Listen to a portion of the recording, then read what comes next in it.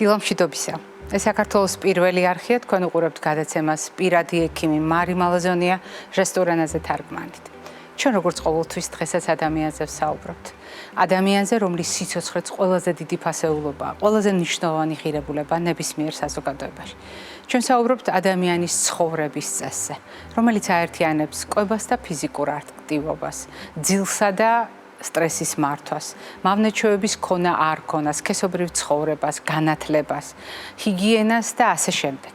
ჩვენ საუბრობთ ადამიანის ჯანმრთელობაზე, რომელიც სრული ფიზიკური, მენტალური, სოციალური კეთილდღეობაა და აუცილებლად ვითვალისწინებთ მის ემოციურ მდგომარეობას, მის სულიერ ჯანმრთელობას, გარემოს ჯანმრთელობას და საბოლოო ჯამში ყველა იმ წახნაგს, რომელიც ერთი მხრივ ადამიანის ჯანმრთელობას ქმნის და მეორე მხრივ უზრუნველყოფს მის კეთილდღეობას.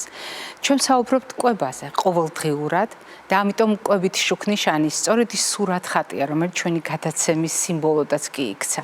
სურათხატი, რომელიც არა უბრალოდ სამ ფერს აერთიანებს, არამედ მრავალფეროვნებას რეკომენდაციებისა, რომელიც სხვადასხვა სიტუაციაში ადამიანების ჯანმრთელობისათვის სასიკეთო და საუკეთესო მრჩეველად უნდა იქცეს. მაგრამ როდესაც ჩვენ საუბრობთ კვებით შუქნიშანზე, მის მიზნობრივ დანიშნულებაზე, სხვადასხვა პრობლემის დროს, რა თქმა უნდა, ჩვენ ვცდილობთ მიზანმიმართულად შევარჩიოთ რეკომენდაციები და ის ინფორმაცია გაგიზიაროთ, რომელიც დღეს მოცემულ მომენტში მტკიცებით მედიცინას გააჩნია. ონკონუტრიცია ერთ-ერთი ასეთი მიმართულებაა და იმისთვის, რომ მიმდინარე სეზონის გადაცემების კვებითი შუქნიშანი გარკვეულწილად შევაჯამოთ, შინაარსობრივად ვფიქრობ, ძალიან მნიშვნელოვანი ინფორმაცია გვაქვს. ინფორმაცია, რომელიც მარტო ჩვენი გადაცემისთვის არ არის განკუთვნილი. ინფორმაცია, რომელიც გულისხმობს კვებაში დაშიფრული ცოდნის გამოყენებას სხვადასხვა დაავადების და ამ შემთხვევაში ონკოლოგიური დაავადებების მართვისთვის. მე ახლა უშუალოდ ონკონუტრიციულ რეკომენდაციებზე საუბარს არ ვაპირებ. მე მხოლოდ მინდა მოგიყვეთ, რამდენად მნიშვნელოვანია ეს ცოდნა იმ ადამიანებისათვის, ვისაც ასეთი დიაგნოზი თავად აქვს, ან იმ ადამიანებისათვის, ვისი ოჯახის წევრსაც აქვს ეს დიაგნოზი. სწორედ ამიტომ გადავწყვიტეთ ამ პროექტის წარმართვა. წლების მანძილზე ვმუშაობდით ჩვენ ამ საკითხებზე და როდესაც ასეთი შეხვედრები იგეგმება, ძალიან დიდია პასუხისმგებლობა პროფესიონალების მხრიდან, ძალიან დიდია პასუხისმგებლობა იმ აუდიტორიის წინაშე, ვის წინაშეც გამოდიხარ და კიდევ უფრო დიდია პასუხისმგებლობა იმ ცოდნის გამო, რომელიც უნდა გაუზიარო ადამიანებს. დიახ, ჩვენ ასეთი შეხვედრა გქონდა და მე მინდა რომ ეს ინფორმაცია თქვენ გაგიზიაროთ.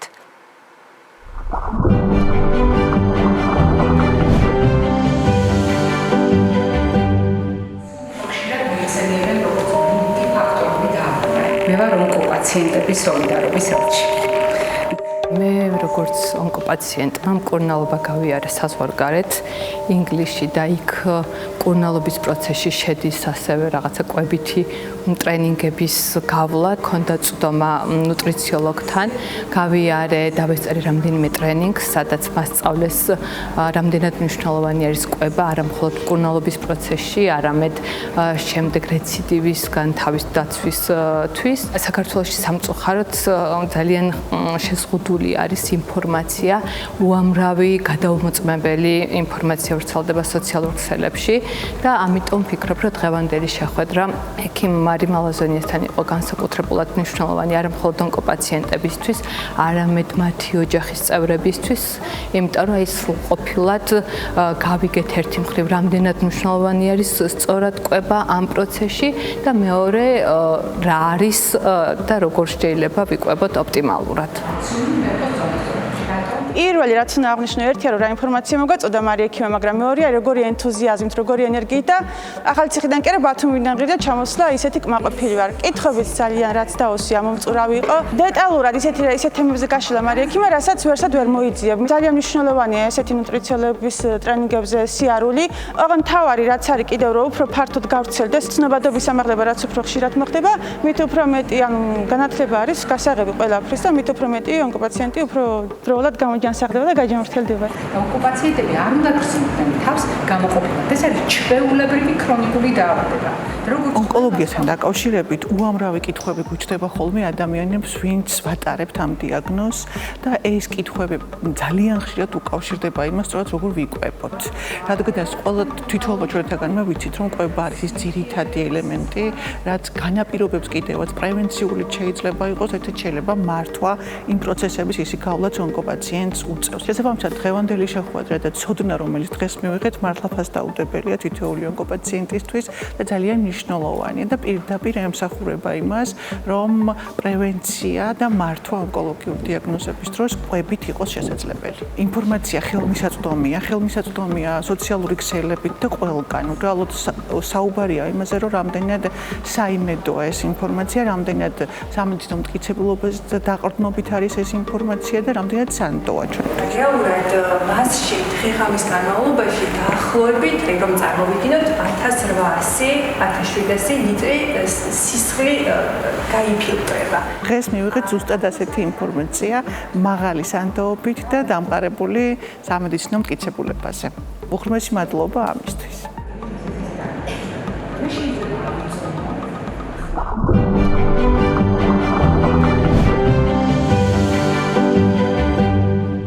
ამ სიუჟეტს აქვს თავისი ისტორია, რომელიც უკავშირდება გადაწყვეტილებას, რომ პაციენტთა კავშირთან ერთად საქართველოს პარენტერული და ენტერული კვების საზოგადოებას მოეხერხებინა და ესაუბრა ონკოპაციენტებისა და მათი ოჯახის წევრების თანდასწრებით იმ აუცილებელ ცოდნაზე, რომელიც ყოველდღიურ ცხოვრებაში სჭირდებათ მათ. და განსაკუთრებული მადლობა მინდა უთხრა ქალბატონ ანა ანუაშვილს, რომელიც დღევანდელ გადაცემაში არ მონაწილეობს, მაგრამ ესწრებოდა და მონაწილეობდა აქტიურად ამ შეხვედრაში და აუცილებლად უნდა უთხრა მადლობა ქალბატონ ანა ფეოდოროვს, რომელიც თავად როგორც ონკოპაციენტი ერთ-ერთ ორგანიზაციას სიმსივნე ცნობიერების ამაღლება ხელმძღვანელობს და გარწმუნებთ, ის აუცილებლად იქნება ჩვენი გადაცემის სტუმარი, დღეს ვერ მოახერხა, თუმცა ძალიან მნიშვნელოვანია მისი წვლილი ამ შეხვედრის ორგანიზებაში. და ვაგრძელებთ საუბარს ამ შეხვედრის ერთ-ერთ ორგანიზატორთან ერთად, რომელიც რა თქმა უნდა პაციენტთა კავშირს წარმოადგენს და თავად გახლავთ ჩვენი გადაცემის ძალიან დიდი ხნის მეგობარი და გულშემატკივარი ბიოეთიკოსი პროფესორი ქალბატონი ეკა სანიკიძე. ეკა დილამშვიდობისა. დილამშვიდობისა. დღევანდელი ჩვენი მადლობა თქვენ მობრძანებისათვის და მრავალწლიანი მეგობრობისა და თანამშრომლობისთვის. ჩვენი საუბრის თემა არ არის იმ შეხვედრის განხილვა, ჩვენი საუბრის თემა არის ეთიკა და ბიოეთიკა ონკოლოგიურ პრობლემებთან მიმართებაში. არის თუ არა საერთოდ ასეთი ცნება ეთიკა ონკოლოგიაში? მარი, უღრმესი მადლობა. ამ შემთხვევით ალბათ არაფერი ხდება ამ სამყაროში. სწორედ ახლა დავამთავრეთ კვლევა, რომელიც დასაბეჭდად ემზადება. სწორედ ონკოეთიკის საკითხებთან დაკავშირებით არის ასეთი ცნება, ონკოეთიკა, ონკოლოგიის ეთიკა, რომელიც შეისწავლის სწორედ ბიოეთიკურ ჭრილში, ეთიკურ და სამართლებრივ ჭრილში, იმიტომ რომ თანამედროვე, ასე ვთქვათ, ცივილურ სამყაროში ფაქტობრივად გაერთიანდა, ჩვენ ამაზე ადრეც გვისაუბრია, მედიცინის ეთიკა და სამართალი და შესაბამისად ჩვენც ვეცადეთ ამ ჭრილში შეგვეწსავლა საქართველოში რა მიმართულება, რა თავისებურებები აქვს ონკოლოგიას, როგორც დარგს ეთიკური კუთხით, ეს ერთი და მეორე თვითონ კიბოსთან ბრძოლის პოლიტიკის, ასე ვთქვათ, ეთიკური რევიზიის გარკვეული მატრიცა შეგვექმნა.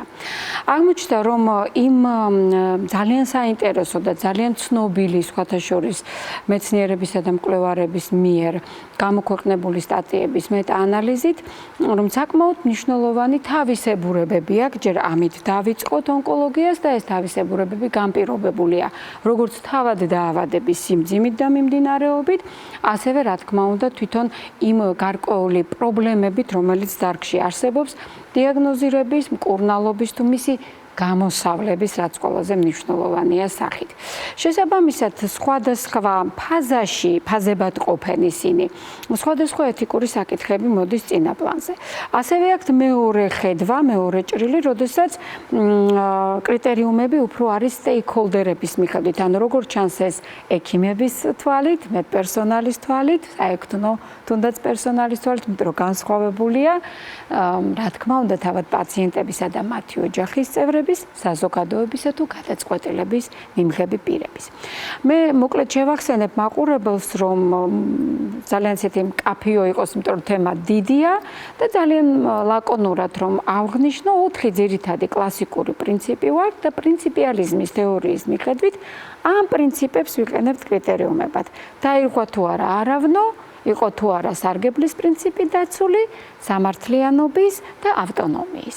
და აი დაახლოებით ამ ჭრილში ემატება ხანდახან რა თქმა უნდა თუ პოლიტიკას ვაფასებთ ეთიკურ ჭრილში კიბოსთან ბრძოლის, მაშინ საზოგადოებრივი ჯანდაცვისთვის დამახასიათებელი კიდევ რამოდენიმე პრინციპი, მაგალითად სოლიდარობის, უტილიტარიანული, რეციპროკულობის და ასე შემდეგ, რაც ახლა უკვე დეტალებია, მაგრამ იმის თქმა მინდა, რომ დიახ, მატრიცა ეთიკური შეფასების არსებობს და დიახ, ონკოლოგიის ეთიკა არსებობს.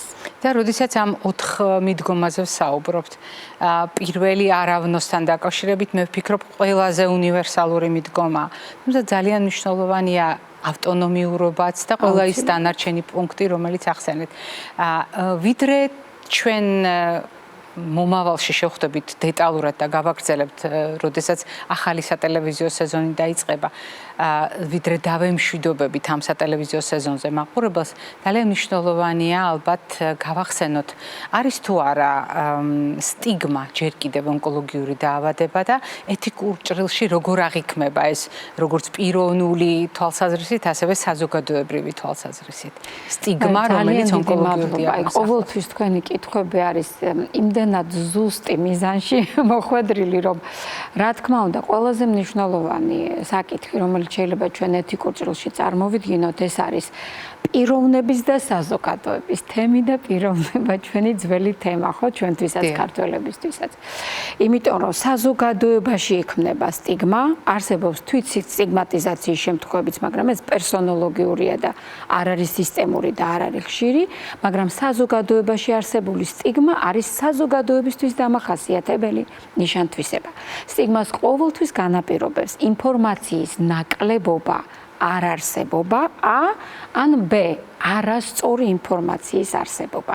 შესაბამისად, ორივე შემთხვევაში ჩვენ გვაქვს უინფორმაციობასთან, ასე ვთქვათ, ინფორმაციის ნაკლებობასთან, ზუსტი სწორი ინფორმაციის ნაკლებობასთან საქმე, რაც განაპირობებს მითებს, როგორც ჩვენ ვამბობთ, და შემდეგ უკვე გარკვეულ სტიგმას. ამ სტიგმასთან დაკავშირებით შეიძლება გქონდეს პრობლემა პაციენტთან და შეიძლება პაციენტს არ ქონდეს ამის პრობლემა, მაგრამ ოჯახს კონდეს პრობლემა, ოჯახი მალავდეს. შესაბამისად, ჩვენ გვაქვს ერთი მნიშვნელოვანი საკითხი ეთიკურ ჭრილში, ეს არის საზოგადოების მიმართება, ანუ საზოგადოებრივი ინტერესის მიმართება არავნოს სწორედ სარგებლის პრინციპით ამ მხარეზე და მეორე მხარეზე ავტონომია. ღირსების პატივისცემა და არჩევანის თავისუფლება.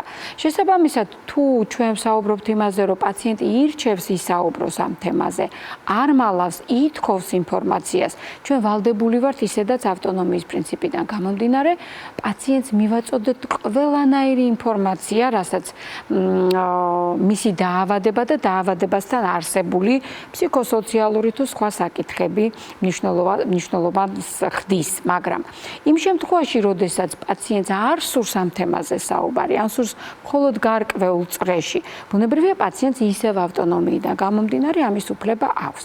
ოღონდ აქ ყოველთვის დგება დილემა: სარგებელი და ავტონომია. დაუშვათ პაციენტი უარს ამბობს ქიმიოთერაპიაზე ან ოპერაციაზე, რომელიც აუცილებლად მოუტანს მას ძალიან მაღალ პროცენტში მეტ სარგებელს გადარჩენადობის თვალსაზრისით. აი თუნდაც შეიძლება იყოს ძალიან მაღალი გარანტია, მაგალითად გარეკი სიმსივნეებზე როცა ვსაუბრობთ, იქნება ეს კანის რბილი ქსოვილების ძუძუს და ასე შემდეგ. აქ ძალიან მაღალია ხოლმე მით უმეტეს დროული გამოვლენისას გადარჩენადობის მაჩვენებელი. ფაქტობრივად განკურნებამდე მივდივართ ამ ცნებას, უკვე თამამად იყენებენ ხომ თანამედროვე ონკოლოგიაში. და როდესაც ერთ მხარეზე დგას განკურნება, ან ყოველ შემთხვევაში ძალიან ხანგრძლივი მყარი რემისიის გარანტია. და მეორე მხარეზე დგას ავტონომია, რა თქმა უნდა ეს არის ეთიკური დილემა და რა თქმა უნდა ეს არის ონკოლოგიის ეთიკის, ბიოეთიკის საგანი. მე უკვე ვთქვი, რომ ჩვენ ამ თემას გავაგრძელებთ, იმიტომ რომ ძალიან დიდი ხანია ეს თემა ჩვენი გადაცემის ნაწილია და თქვენ ძალიან დიდი ხანია ხართ აი ამ საუბრებში ჩართული ჩვენი გადაცემის ფარგლებში, რასაკვირველია და დავუბრუნდებით შემდეგ სატელევიზიო სეზონსაც, თუმცა ვიდრე დაგემშვიდობებით, მადლობა უნდა გითხრათ მრავალწლიანი მეგობრობისა და თანამშრომლობისთვის და დღევანდელი სტუმრობისთვის აუცილებლად, თუნდაც იმის შეხსენებისთვის, რამდენად მნიშვნელოვანია ადამიანის უფლებების და ღირსების გათვალისწინება და არ შელახო ამ ღირსებისა და თავისუფლებისა, მიუხედავად იმისა, როგორი არის დიაგნოზი და რა სიმძიმის არის ის ტვირთი, რომელიც თავად პაციენტმა და მისმა ოჯახმა უნდა ატაროს. ეკა ძალიან დიდი მადლობა. მაყურებელს შევახსენებ, დღევანდელი ჩვენი გადაცემის სტუმარი გახლდათ ბიოეთიკოსი პროფესორი ქალბატონი ეკა სანიკიძე. მე არ გემშვიდობებით, ჩვენ გავაგრძელებთ სტუმრებთან ერთად საუბარს.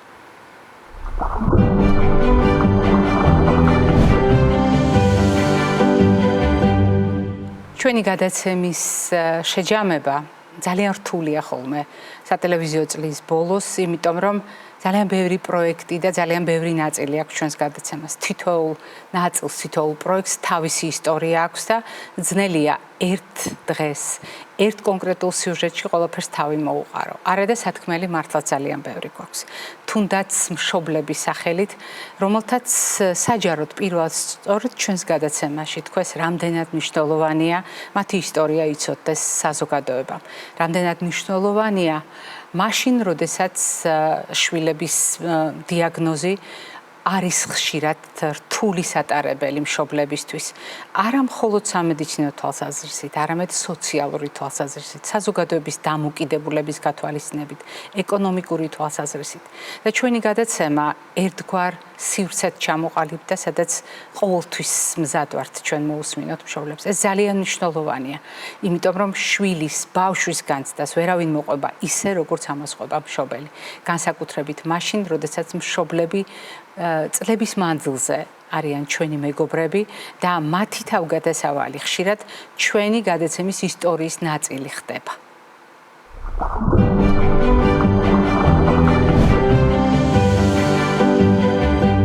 ყოველი დღე, ყოველი კვირა, ყოველი თვე თითქოს ვიდიოდა უმძიმესად, რადგან გვიწევდა სტაციონარში სულ დაწვენა ბავშვის, მკურნალობა. ძალიან მძიმედ მიმდინარე დაავადება ზოგადად ეს ცისტური ფიბროზი, მაგრამ ჩვენ იმ მომენტისთვის არ ვიცოდით ამ დიაგნოზის შესახებ. შოკში ვიყავით ფაქტიურად, რა გაგვეკეთებინა, რით დავხმარებოდით.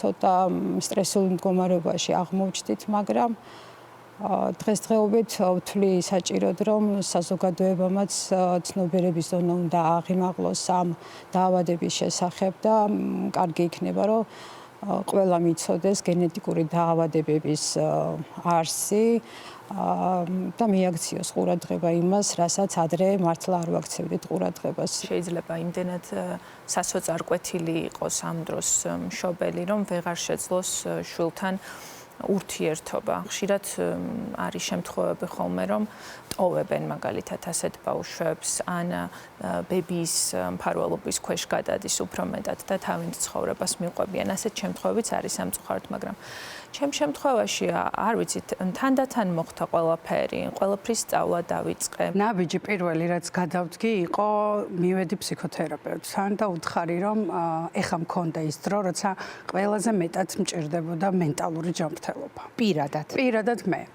იმიტომ რომ დიაგნოზი, რთული განქორწინება, ახალი ცხოვრების, ახალი ფურცლიდან დაწყება ეს არ არის მარტივი.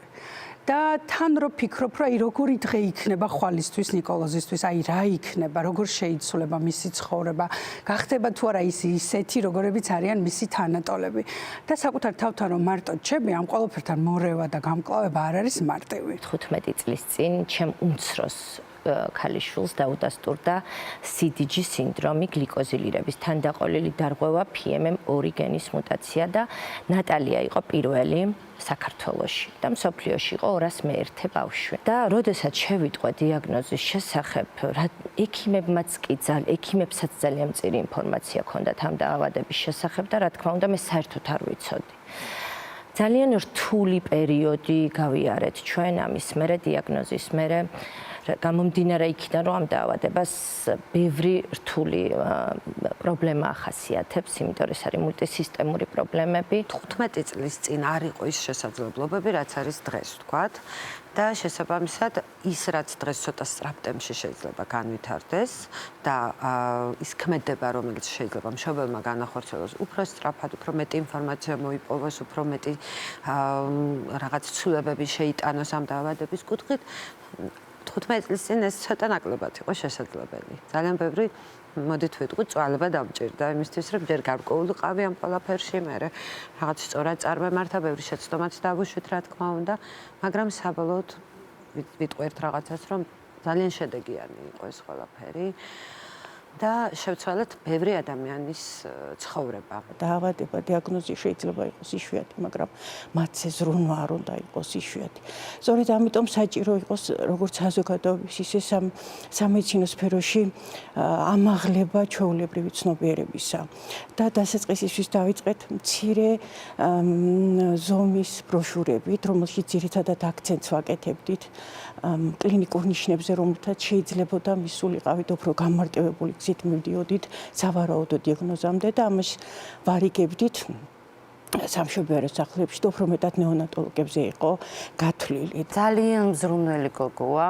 ბარბარე ზრუნავს ყველასთვის ოჯახში. თავის თავზე აქვს აღებული სიყვარული. ყველას გვინაწილებს ძალიან დიდი რაოდენობით შეუძლია გადმოსცეს სითბო, ურთიერთობები, კომუნიკაცია, მისი სფეროა ეს. ყველას გვივლის, გვეფერება და სრულუფლებიანი წევრია მინდა გითხრათ ოჯახში. არ არსებობს, რომ სახლში შემოვიდეთ და პირველი ბარბარე უნდა გაგვიყოს კარები, შემოგვეგებება დიდი სიხარულით და როგორ ვთქვა, ერთი სიტყვით, აი გვაერთიანებს ყველას. შემიძლია თამამად ვთქვა, რომ ბარბარე არის ჩვენი ოჯახის გამაერთიანებელი.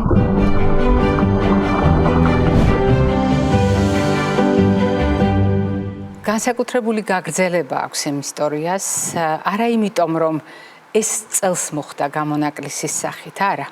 ჩვენ იშვიათ დაავადებებთან დაკავშირებით პრაქტიკულად ყოველწლიურად ვსაუბრობთ და არა მხოლოდ ყოველწლიურად. ჩვენ წელიწადში რამდენჯერმე ვსაუბრობთ ამ თემებზე და ეს არის საკითხი, რომელიც არასდროს დაგვიტოვებია უყურადღებოდ ჩვენი გადაცემის ისტორიის მანძილზე. ეს კი იმას ნიშნავს, რომ მართლა ძალიან ბევრი საარქივო მასალა დაგვიგროვდა და ძალიან ბევრი განცდა შეინახა ამ მასალამ მშობლებისა, რომლებიც ყოველთვის ცდილობენ, რომ საკუთარი შვილების ხმა მიაწვდინონ საზოგადოებას. თვითონ ერთგვარი შუამავლები არიან შვილებსა და სამყაროს შორის და ეს მათთვის ძალიან მნიშვნელოვანი და საპასუხისმგებლოა, ისევე როგორც ჩვენთვის, ჩვენი გადაცემისთვის, როდესაც ჩვენ ვართ შუამავლები, იმისთვის, რომ ადამიანთა განსაცდელი და სატკივარი საზოგადოებამდე მივიტანოთ. ძალიან ხშირად სწორედ ჩვენ გვიწევს პირველად ამის შესახებ ვისაუბროთ, ან ვისაუბროთ ამის შესახებ ჯიუტად, ყოველწლიურად, განმეორებით, იმისთვის, რომ შესაბამის შედეგთან მივიდეთ. ისტორია, რომელიც თქვენ ძალიან კარგად გახსოვთ, წლების მანძილზე გრძელდება ჩვენს გადაცემაში, თუმცა წლევანდელმა ისტორიამ და წლევანდელმა მოვლენებმა ამ თავგადასავალს განსაკუთრებული შტრიხები შესძინა. ჩვენ ძალიან გვიხარია ნებისმიერი გამარჯვება ჩვენი გმირებისა. ჩვენ ძალიან გვიხარია ნებისმიერი წარმატება იმ ბრძოლაში, რასაც დაავადებასთან ბრძოლა ჰქვია. ჩვენ ძალიან გვეამაყება მშობლების წვლილი საკუთარი შვილების ინტერესების დაცვაში და ნებისმიერი ასეთი ისტორია ვფიქრობ სამაგალითოა არა მხოლოდ ერთი ადამიანისთვის, ერთი მშობლისთვის, ან ერთი დაავადებისთვის, არამედ საზოგადოებისთვის, როდესაც ჩვენ ერთად შეგვიძლია შევცვალოთ ერთმანეთის ცხოვრება.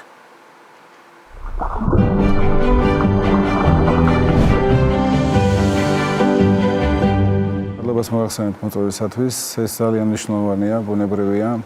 ჩემი აქ ყოფნა, ბუნებრივია. ჩემს პოზიციას მოახსენებთ ჩემი ორგანიზაციის პაციენტების და ჩვენი მხარდაჭერების სახელით, რადგანაც ამ სივრციდან იღებს საზოგადოება ინფორმაციას და ინფორმირებულია, რაც აუცილებელია, ბუნებრივია თითოეული მოქალაქისთვის. კონკრეტულად დიუშენის კუნთოვან დისტროფიის შემთხვევაში მნიშვნელოვანია გაერთიანება და ბუნებრივია ცვლის ამინდს, რადგანაც წლების წინ მშობლები, რომლებსაც ჰქონდათ ინფორმაცია აღნიშნულ დაავადებაზე, უწევდათ დამოუკიდებლად ბრძოლა. ძალიან რთულია ბუნებრივია როგორც ბრძოლა, ასევე ფსიქოემოციური მდგომარეობა, როდესაც მშობელი მარტოა ამ ძიმე დაავადებასთან, ბავშვთან. პირველ რიგში უნდა გვესმოდეს და საზოგადოებისთვისაც ცნობილი უნდა იყოს, რომ ჩვენ საუბრობთ ერთ-ერთ ურთულეს გენეტიკურ დაავადებაზე, რომელიც არის პროგრესირებადი და ფატალურად სრულდება.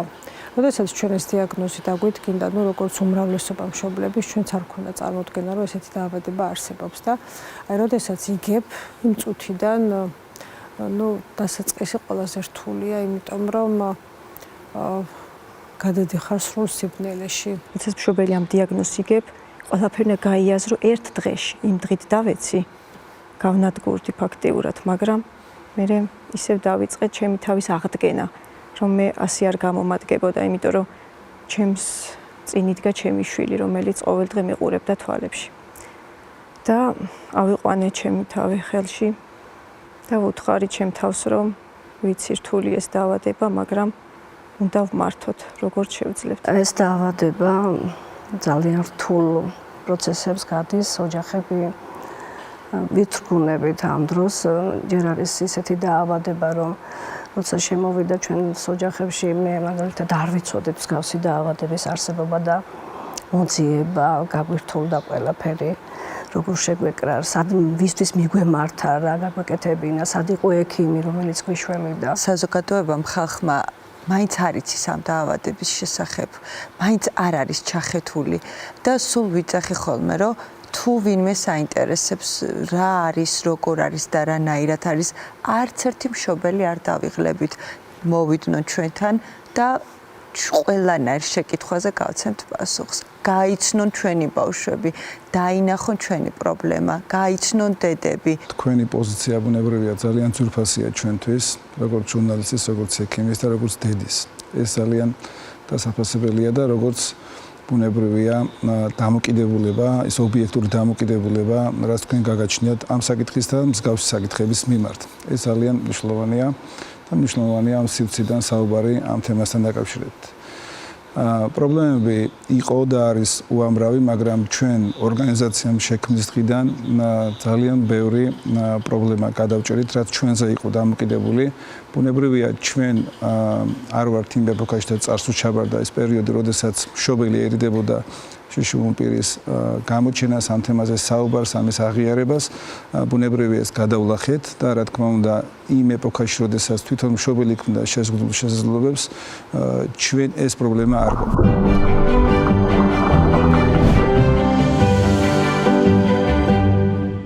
როდესაც ჩვენ გადაცემის ამა თუ იმ ნაწილს ვაჯამებთ, ძალიან მნიშვნელოვანია დავინახოთ ის ადამიანები, გმირები, რომლებიც ამა თუ იმ რუბრიკის უკან დგანან.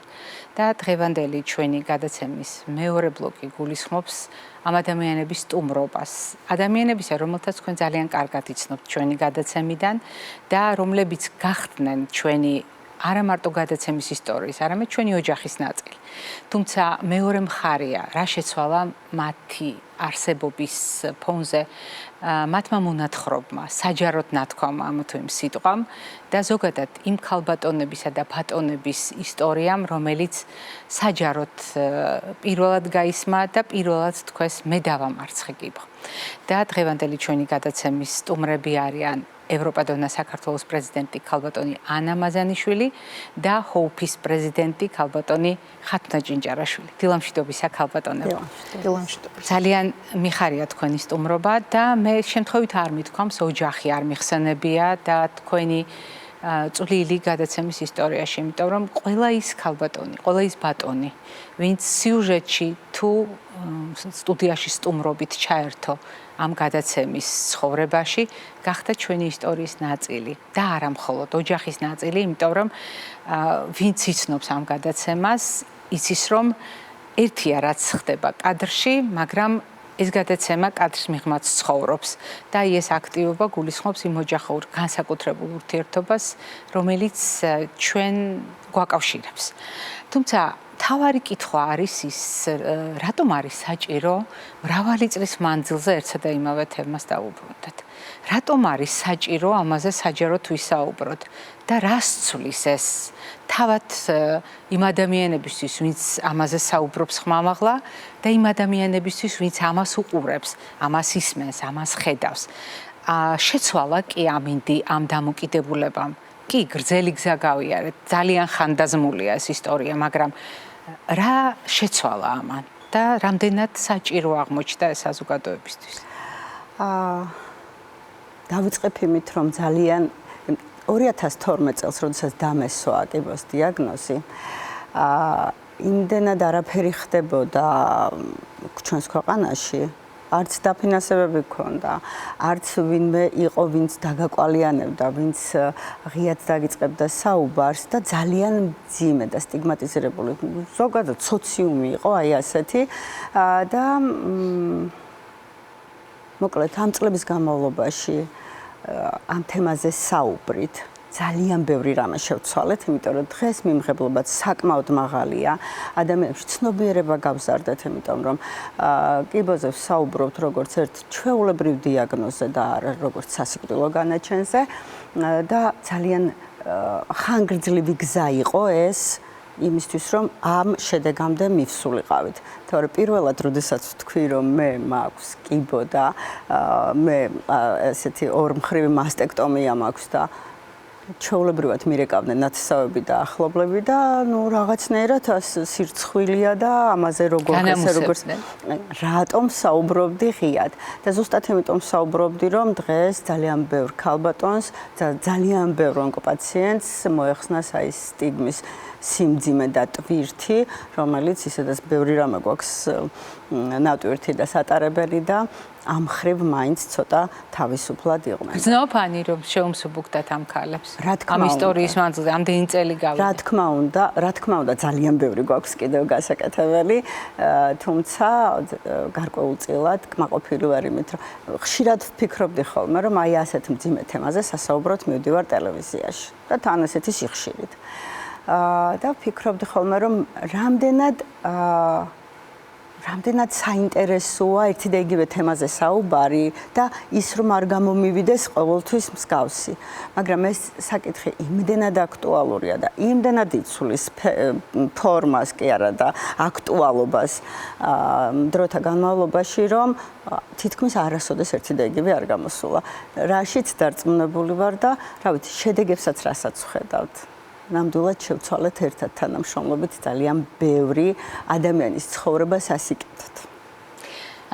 როდესაც თქვენი ორგანიზაციის სახელს დავაკვირდებით, რა თქმა უნდა, ეს ადამიანებში იმედს აღძრავს, იმის განცდას აღძრავს, რომ მეც შემიძლია ვიბრძოლო და დავამარცხო.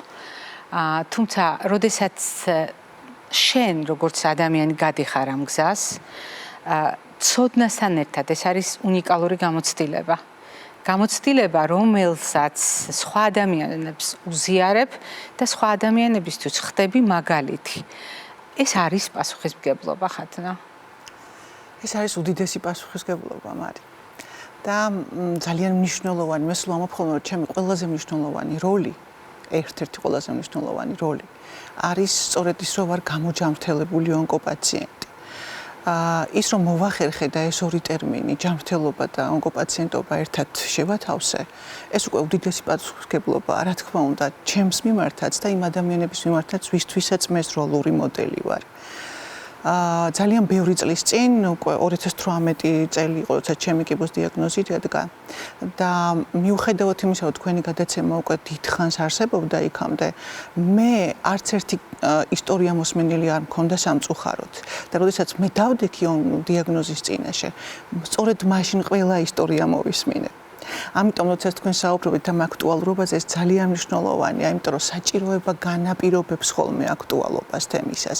და კი, რა კი ეს დიაგნოზი არსებობს, თემა მაინც ყოველთვის აქტუალურია.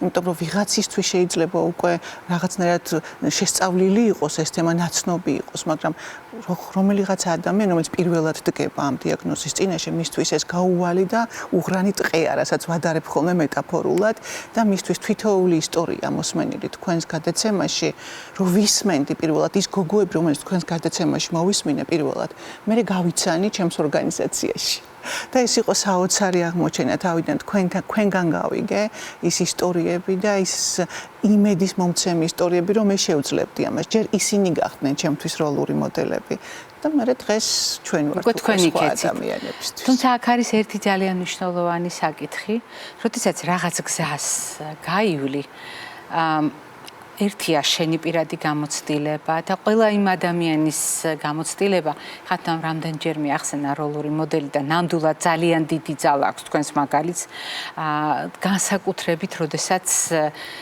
ამას ისმენს ის ქალბატონი, რომელსაც ეს არის უთხრეს დიაგნოზი და აქვს სრული დაბნეულობა და არც იცის რომელ ნაპირს უნდა მიადგეს, რომ იქიდან იპოვოს მიწაზე ფეხის დასადგამი და მერე გააგრძელოს გზა. რა არის ის საზოგადოებამ? რა არის ყველაზე დიდი სირთულე ონკოპაციენტებისათვის, რომელიც დღემდე არის ის საზოგადოებამ და რომელიც უნდა იცოდეს საზოგადოებამ? მანი, როგორ ფიქრობთ? ყველაზე მეტად რა სჭირდებათ ონკოპაციენტებს საზოგადოებისგან? ხარდაჭერა გასაგებია. ხარდაჭერა ყველა ადამიანს სჭირდება და ყველა დიაგნოზის შემთხვევაში, მაგრამ ონკოპაციენტების შემთხვევაში რა საჩვენებს გამოცდილება? ზოგადად თვითონ თავად ონკოპაციენტიც არის იმ საზოგადოების სოციუმის ნაწილი და ჩვენ ძალიან გვჭირდება აი ეს ცნობიერების ამაღლება, იმიტომ რომ ჩვენი ცოდნა მერე ცოტა სხვანაირად ანათებს გარემოს და ცოტა სხვანაირად გვაჩვენებს ყველა საკითხს და ყველა სირთულეს და რეალურად იმ პაციენტსაც აი რაღაცა ხათუნამ როგორც თქვა, ხშირად ვართ ხოლმე იმ სიტუაციაში, რომ რა თქმა უნდა ჩვენ რო არ გვეხება, ბევრ საკითხს ესე გავატარებთ გვერდით და უკვე როდესაც ვდგებით ამ საკითხის წინაშე მე ვეძებთ ყველაფერს რაც შეიძლება ამა თუ იმ საკითხთან კორელაციაში იყოს და რაღაცა გავლენის თემაში და რეალურად გვჭირდება კიდევ უფრო მეტი საუბარი ამაზე, უფრო მეტი მედიის, უფრო მეტი ჩართულობა ამ საკითხში და რომ პაციენტებმა ყოველთვის იცოდნენ, რომ ჯერ რომ ეს ჩვეულებრივი დიაგნოზია და განაჩენი არ არის და ის რომ მარტო არ არის, ის რომ ვართ ამხელა ორგანიზაციები, რომლებიც ყოველდღიურ რეჟიმში ამ ადამიანებს სწორად ვაკვალიანებთ, აი რომელ ნაპირს მიადგეს, ვუხსნით რომელ ნაპირს მიადგეს, როგორ გაიმართოს წელში, როგორ შეძლოს ამ ტვირთის ტარება და როგორ ისწავლოს თანაცხოვრება ამ დიაგნოზთან ერთად. აი ძალიან ბევრი საკითხია, რაზეც ყოველდღიურ რეჟიმში ვმუშაობ, ნამდვილად არ ჩაბათი გვაქვს და არც კვირა ამ საკითხში და ხო, მოკლედ ისინი რომ მარტო არ არიან, ალბათ ეს ყველაზე მნიშვნელოვანია. ნამდვილად გეთანხმებით, როდესაც ადამიანს ნებისმიერ სიტუაციაში, ნებისმიერ ასაკში, ადამიანს, როდესაც არ აქვს იმის განცდა, რომ მარტოა და რომ მას მხარს უჭერენ. ამას აქვს დიდი მნიშვნელობა და განსაკუთრებით მაშინ, როდესაც ადამიანი თავს განსაცდელში გრძნობს, ამ დროს მხარდაჭერა უდიდესია. თუმცა აქ არის ერთი ძალიან მნიშვნელოვანი საკითხი. მე დაუბრუნდები თქვენს ფრაზად, როლურ მოდელთან დაკავშირებით უდავოდ გადამდებია და ძალიან მნიშვნელოვანია. მაგრამ მენიშნა, რაც ანიმ თქვა, ძალიან მნიშვნელოვანი რამ თქვა, როდესაც მისი ფორმა, მისი არჩევანი, ფორმა საკუთარი სათქმელი საზოგადოებამდე მიტანისა, ანუ გასაჯაროება დიაგნოზისა არ აღმოჩნდა ყველასათვის ერთნაირად მისაღები და ყველასათვის ერთნაირად გასაგები. არ მიიღო გარემოცვამ ან საზოგადოებამ ბუნებრივად საუბარი იმ პრობლემაზე, რაც თავად ანიმ გადალახა და ამაზე საჯაროდ თქვა. ძალიან ბევრი ადამიანი ონკოლოგიური დიაგნოზით თვლის, რომ რა შეცვლის ჩემი საუბარი. რას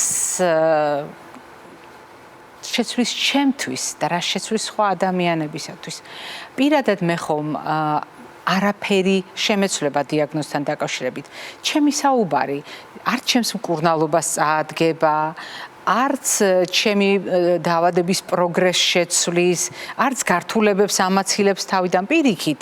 თავსატეხი უნდა გავიჩინო ახალი, გამოვიდე საჯაროდ, ამაზე სხვების თანდასწრებით ვილაპარაკო, ზედმეტი ყურადღება მივიქციო, სტიგმატიზაცია გავზარდო, იმიტომ რომ ჩვენ გადაცემის წინა ბლოკში ამაზე ვისაუბრეთ, ჯერ კიდევ ეს არის სტიგმის საგანი. მაშინ რა საჭიროა? ის რომ მე გამოვიდე საჯაროდ და ამაზე ვისაუბრო. ამასთან დაკავშირებით მაქვს პირადი გამოცდილებაც, რატომ გავაკეთე მე ეს, ხო? ანუ მე რატო გამოვედი და რატო თქვი ჩემი სათქმელი ხმამაღლა. ერთი პასუხისმგებლობით დაიწყე პირველად მარი და ამას მინდა შევეხო, რომ ონკოლოგია მართლაც ის თემა, სადაც მართლა სიფრთხილით უნდა თქვა თითოეული სიტყვა.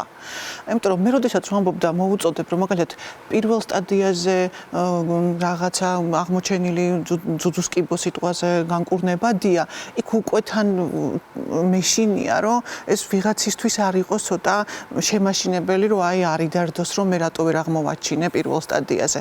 ესეც აი სინანულის განცდა არ გქონდეს და გულდაწყობის, ხო? ესეც კი ვფიქრობ ხოლმე, როდესაც ვსაუბრობ. ამიტომ როდესაც დავიწყე ამაზე საუბარი, ერთის მხრივ კომპეტენცია მჭირდებოდა, იმიტომ რომ როგორ თქვა ეს ყველაფერი, როგორ ვისაუბრო ამ თემაზე. ანუ როგორ გავბედო ეს საკითხი თქვენს ქონდა? რა თქმა უნდა მქონდა.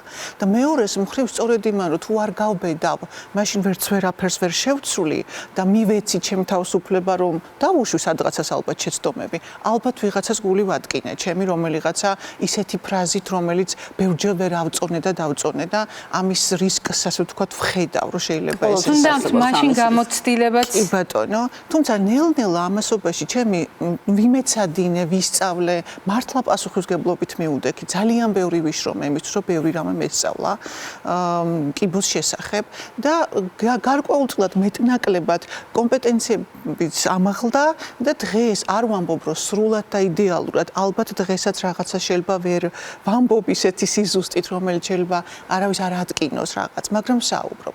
და ერთი პირველად, როდესაც მე კიბოს დიაგნოზი დამესვა, მე ორჯერ მქონდა კიბოს დიაგნოზი. მაშინ ვამბობდი, რომ ალბათ რაღაცა უნდა მასწავლოს ამ კიბომ. მეორედ რო დამესვა, მე ვამბობდი, რომ ნუ აი რით ვერ ვისწავლე.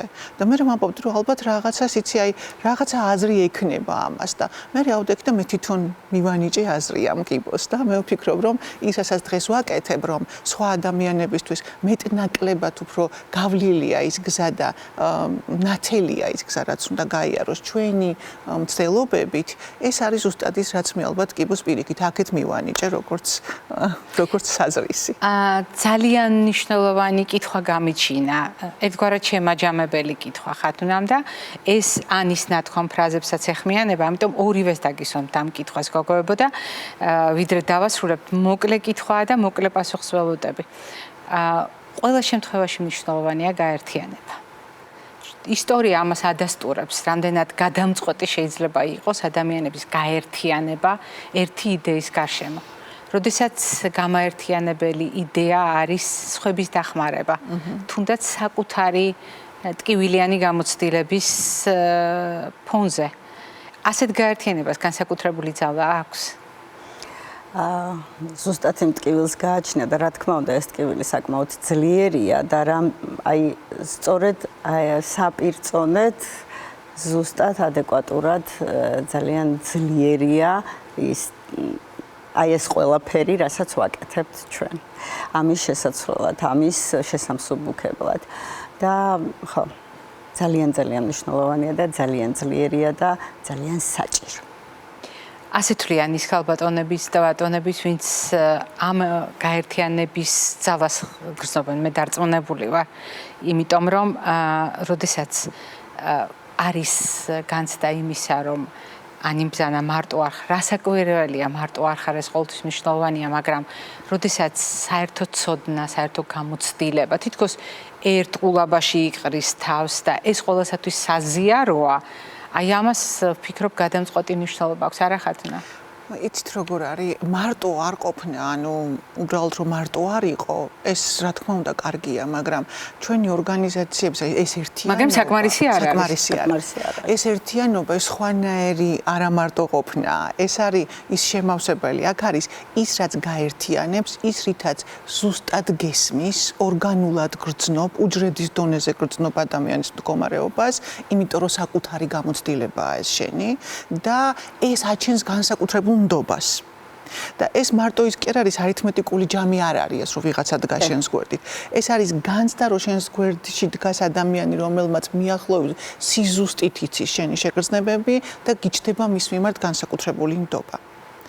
ეს იწევს იმას, რომ შენ ხდები როლური მოდელი, თორე არავინ არ მოვა და არ დაიწყებს, არ გადაიდებს შენს შემართებულ დამოკიდებულებას, მხოლოდ იმიტომ, რომ უბრალოდ სხვა ადამიანი ხარ და მარტო არ არის. და ცოტას გავაგრძელებ, რადგანაც ნდობაზე დაიწყო ხათუნამ საუბარი, რა თქმა უნდა, როდესაც თავისნაირ დიაგნოზით და გამოცდილ ადამიანებს ხვდებიან პაციენტები, პირველივე შეგრძნება ეს არის, რომ რაღაცნაირ მათნაირია და უფრო სანდოა ეს ყველაფერი, თუმცა ჩვენ როგორც ორგანიზაციის წარმომადგენლები სულ ვსწავლობთ, როგორ უნდა გქონდეს კომუნიკაცია პაციენტებთან.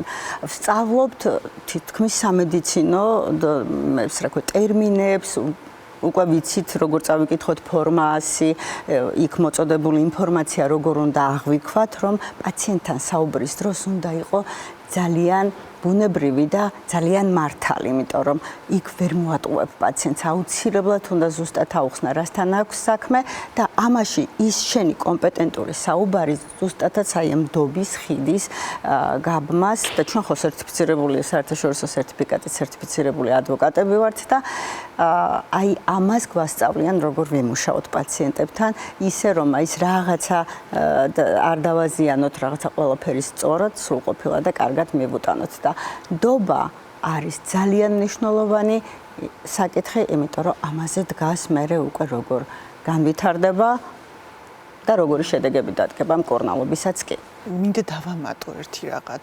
ძალიან მნიშვნელოვანია, რომ ავტონომიურობას არ ვუკარგავთ ადამიანს. ერთია რომ ერორული მოდელი ვარ, შენი გაჩვენებ ამას, მარტო მე არა, ხო, იქ ძალიან ბევრი ვართ. ანა და უამრავი გოგოა. მას შეუძლია, რომ აი ვისთანაც უფრო რეზონირებს, ვისაც უფრო მიიღებს, მისგან მიიღოს, ასე ვთქვათ, ინფორმაციაც, შემართებაც და გარდა ამისა დავუტოვებთ მას სრულ ავტონომიურობას, რომ მან თვითონ გადაწყვიტოს როგორ უნდა. მისთვის უბრალოდ ჩვენ თვალსაჭირს ვაფართოვებთ, ანუ ალტერნატივებს ვაჩვენებთ და ამით ვქმნით შესაძლებლობას და ვუტოვებთ სრულ კონტროლის განცდას და ავტონომიურობას. ძალიან დიდი მადლობა გოგოებო დღევანდელი სტუმრობისთვის და მრავალწლიანი თანამშრომლობისთვის.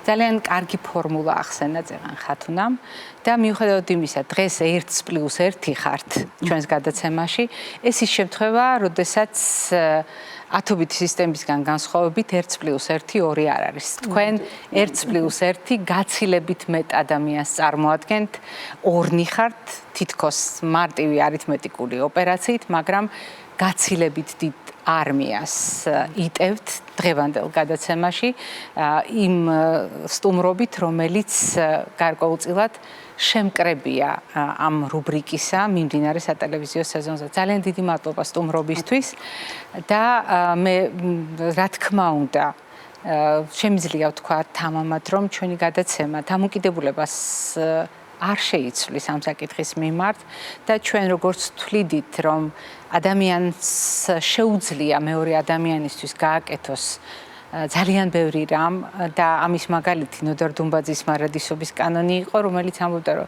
ერთი ადამიანის სული გაცილებით მძიმეა ვიდრე სხეული და ერთ ადამიანს მისი ტარება ძალიან უჭირს და რამდენად მნიშვნელოვანია ჩვენი ურთიერთმხარდაჭერა.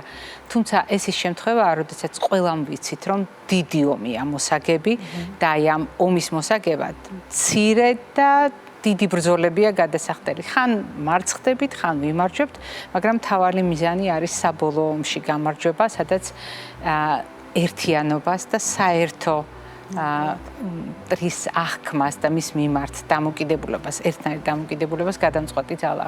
მაყურებელს შევახსენებთ, დღევანდელი ჩვენი გადაცემის სტუმრები ბრძანდებოდნენ ევროპადონა საქართველოს პრეზიდენტი ქალბატონი ანა მაზანიშვილი და ჰოუფის პრეზიდენტი ქალბატონი ხათუნა ჭინჭარაშვილი. მე ამით გემშვიდობებით ჯანმრთელობას და დღეგრძელობას გისურვებთ.